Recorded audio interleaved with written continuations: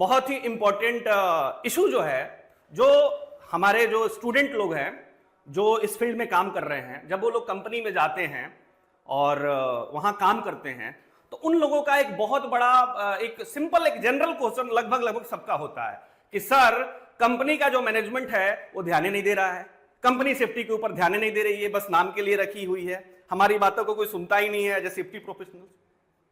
ठीक है, तो वैसे लोगों को मैं कैसे बताता हूं, कैसे उनको समझाता हूं, कैसे उनको मोटिवेट करता हूं? तो सिंपल सा बात है, यही टेक्निक को आपको सिंपल सा फॉलो करना पड़ेगा। और इसके लिए क्या करना पड़ेगा कि आपको कंपनी के बैलेंस शीट में आपको घुसना पड़ेगा। बैलेंस शीट का मतलब होता है प्रॉफिट एंड लॉस अकाउंट। क्योंकि आपको पता है कि कोई भी कंपनी अगर काम कर रही है तो उसका एक ही ऑब्जेक्टिव है और वो ऑब्जेक्टिव है प्रॉफिट कमाना। राइट, उसका एक ही ऑब्जेक्टिव है और वो है प्रॉफिट कमाना। तो आपको उसको प्रॉफिट के साथ उसको आप अलाइन करिए। आप उसको समझा नहीं पा रहे हैं, प्रॉब्लम आप लोगों में है, आप लोग उसको सही से वहां पे मैसेज कन्वे नहीं कर पा रहे हैं कि इससे बेनिफिट्स क्या है। आप उनको पहले बता देते हैं कि सर इतना पैसा लगेगा, ये लगेगा, सेफ्टी में वगैरह वगैरह फॉलो करना पड़ेगा, तो इसलिए वो डिनाई कर जाते हैं। अब आपको क्या करना पड़ेगा, अच्छे तरीके से प्रेजेंटेशन बना के डेटा के साथ आपको बैठ के समझाना पड़ेगा। क्योंकि किसी भी ऑनर को आप समझा दिए कि सर सेफ्टी फॉलो करने से आपका जो प्रॉफिट है वो 400 करोड़ हो रहा है, वो 500 करोड़ हो जाएगा, तो आप लोग बता दीजिए क्या वो बंदा, क्या वो कंपनी का ऑनर सेफ्टी का फॉलो नहीं करेगा? करेगा। लेकिन दिक्कत यह है कि हम लोग बता ही नहीं पाते हैं। तो बताना कैसे है? तो सिंपल सा थ्योरी है, आप उनका जो है 1 साल 2 साल या 3 साल का जो भी बैलेंस शीट है उसको थोड़ा देखिए, स्टडी करिए, पढ़िए, और आपको पता है कि बैलेंस शीट जो होता है उसमें कंपनी की पूरी हिस्ट्री, कुंडली सब उसमें मिल जाता है। तो जाहिर सी बात है, अगर कंपनी अगर सेफ्टी को फॉलो नहीं करेगी, ठीक है, अगर कंपनी अगर सेफ्टी को फॉलो नहीं करेगी तो उसके यहां एक्सीडेंट, इंसिडेंट, डीजीजी ये सब ज्यादा होंगे। अगर सेफ्टी फॉलो करेगी तो ये कम होगा। सिंपल सा बात है।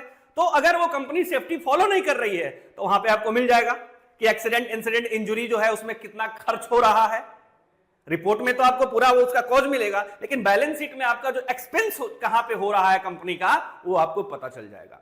तो आप कैलकुलेट कर लीजिए कि 1 साल में लेट से कंपनी ने 5 करोड़ रुपया जो है ये इसका खर्च हुआ है सिर्फ और सिर्फ दुर्घटना, एक्सीडेंट, इस सबको मैनेज करने में।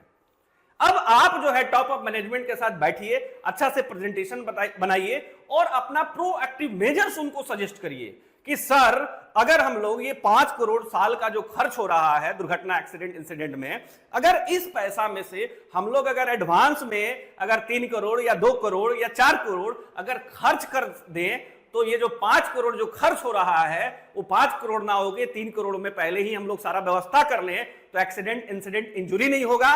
और जब ये इंजुरी नहीं होगा तो खर्चा जो है ये हमारा बचत हो जाएगा। तो बचत होगा तो कहीं ना कहीं सर ये कंपनी के लिए प्रॉफिट होगा। दूसरी चीज, कंपनी का जो रिपुटेशन है, जो नेम फेम है, वो हमारा अच्छा बनेगा। क्योंकि कोई भी इंप्लॉय अगर आता है काम करने के लिए किसी भी कंपनी में, तो उसका एक ही ऑब्जेक्टिव होता है और वो होता है अच्छे से पैसा कमाए, ना कि आता है कि उसके साथ दुर्घटना हो जाए, इंजुरी हो जाए, चोट लग जाए या उसकी डेथ हो जाए। इसके लिए कोई नहीं आता है। तो इससे हमारा जो वर्कफोर्स है, जो काम करने वाले जो लोग हैं, उनके अंदर भी मोटिवेशन होगा, वो लोग भी अच्छे से काम करेंगे।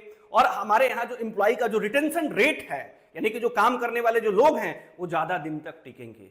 और सर मैन पावर ही हमें सुपर पावर बनाता है। तो मैं चाहूंगा कि सर इसके ऊपर आप थोड़ा सा सोचिए, ध्यान दें और इसके ऊपर मार्गदर्शन करें कि मैं सही हूं या गलत हूं। तो इस तरीके से जब आप मैनेजमेंट के सामने आप बताएंगे, आप इंस्ट्रक्शन मत दीजिए कि नहीं आप इसको फॉलो ही करिए।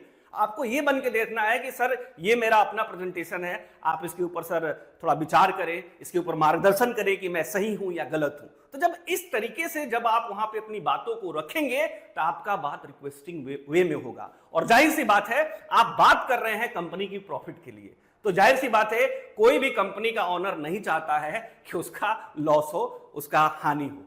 तो डेफिनेटली क्या करेगा कि वो आपकी बातों को मानेगा, सहमत होगा और फिर आपके साथ आगे क्या मीटिंग करेगा कि अब चलो बताओ कि ऐसा क्या किया जाए कि 1 करोड़ रुपया जो तुम बताए थे कि बच सकता है, ऐसा क्या किया जाए जिसको बचाया जाए। तो आप जरा सोचिए, इस तरीके से अगर आप सक्सेस हो गए कन्विंस करने में और आपकी बातों को फॉलो कंपनी वाले ने कर लिया, सुन लिया गया, तो सोचिए क्या होगा। कंपनी के लिए भी फायदे होगा, कंपनी में जो काम करने वाले लोग हैं उनके लिए भी फायदे होगा, उनका सेहत सही रहेगा, दुर्घटना, इंसिडेंट, इंजुरी उस सबसे बचेंगे, कंपनी को फायदा होगा, कंपनी के ऊपर लीगल केसेस वगैरह नहीं होगा, ये सब का फायदा होगा, कंपनी का प्रॉफिट बढ़ेगा। और ये सब जब होगा तो आपकी एज ए सेफ्टी प्रोफेशनल आपकी सैलरी, आपका ग्रोथ, आपका प्रमोशन होगा कि नहीं होगा? डेफिनेटली है कि होगा, क्योंकि आप कंपनी को बेनिफिट करा रहे हैं। तो जब आप कंपनी को बेनिफिट करा रहे हैं तो आपका जो है प्रमोशन, आपका बेनिफिट ऑटोमेटिकली हो जाएगा। ठीक है, तो इस तरीके से आप सभी लोगों को हैंडल करना है। अगर इस तरीके से अपने बातों को अगर रखेंगे तो मेरे को लगता है कि डेफिनेटली आपको सफलता मिलेगी। और जो कंपनी सेफ्टी को ध्यान नहीं देती है, फॉलो नहीं करती है, डेफिनेटली कहीं ना कहीं वो भी जो है आपकी बातों से सहमत होगी और आपके साथ अलाइनमेंट करके काम करने के लिए आगे बढ़ेगी। राइट?